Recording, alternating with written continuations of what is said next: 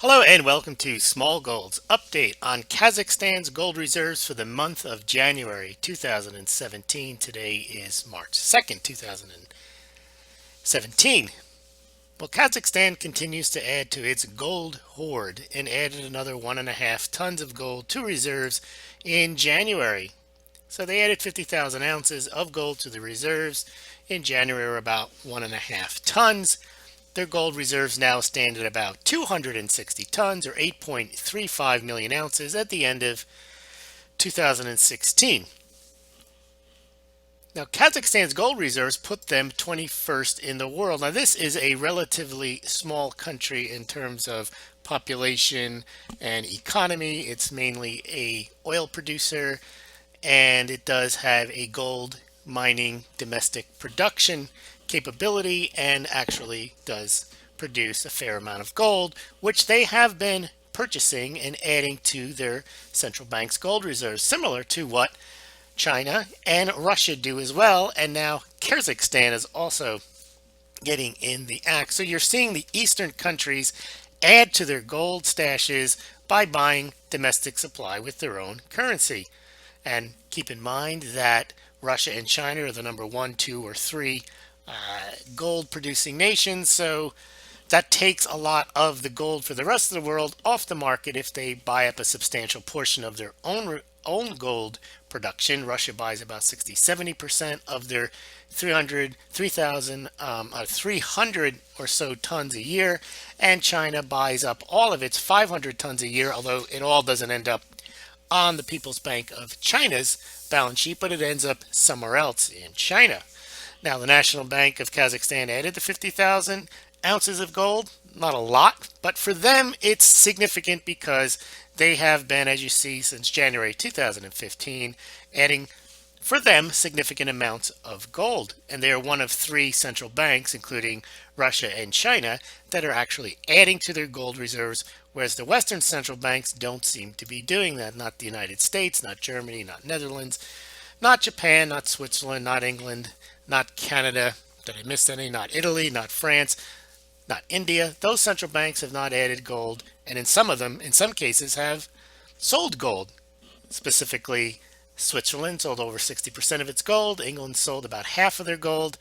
And Canada, the Central Bank of Canada, has no gold. So you see the Western central banks either standing pat or selling their gold reserves, while the Eastern central banks are adding to their gold reserves. Now, the National Bank of Kazakhstan's foreign reserves, as I mentioned, in contrast, Russia has about $370 billion in reserves. China has $3 trillion. Kazakhstan just has $30 billion. However, $10 billion of their reserves are in now the form of gold, which makes their gold holdings about 34% of overall reserves, whereas the People's Bank of China's overall gold as a percentage of overall reserves is only about 2%, and Russia's is now about 15, 16, 17%. There you can see how Kazakhstan has moved up. They used to be probably number 25 or so. They've moved up to number 21. In order to get into the top 20, they have to surpass Austria, which has 280 tons. And right now, Kazakhstan's at about 259. If you're interested in purchasing gold for your own account, you can do so through the Smaulgld site or through the links below this YouTube. Smaulgld gets a small commission if you do indeed buy gold or silver at the merchants listed on the site: BGASC, Golden Eagle Coins, JM Bullion, Money Metals Exchange, and also SD Bullion. You can compare pricing and shipping and make your purchases through Smaulgld, and Smaulgld gets a small commission. Not a recommendation, not investment advice to buy or sell gold, but if you do visit the site, you pay no more, no less than if you went there directly. So if you've made the decision to buy gold or silver, please consider shopping through the links here where you can compare pricing and shipping and perhaps get yourself a good deal. Also, if you're interested in helping out the Smaulgld site, please consider donating via PayPal or via Bitcoin. I have the links below the podcast. They're also on the website. And you can also consider becoming a Patreon and make a monthly donation to Smaulgld to help out the site that way. Thanks for listening. We should have later today or tomorrow the United States Mint gold and Eagle coin sales for the month of February. We should be having the Perth Mint sales for February coming up, silver and gold. We have the gold buffalo sales for February, and we also have the latest sales at the US Mint for the beautiful coins.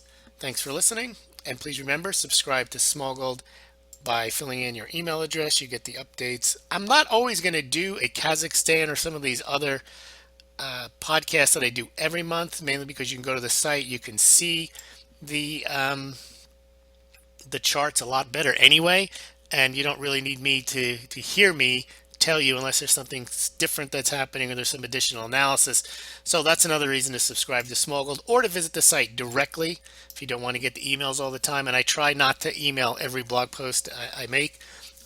Just suggesting that consuming your Smaulgld content is not always at the YouTube channel, and it's probably best that you subscribe because you never know what happens with these YouTube channels. We hear stories how either they get shut down for whatever reason. I doubt I'm saying anything that would shut the the YouTube channel down. You never know.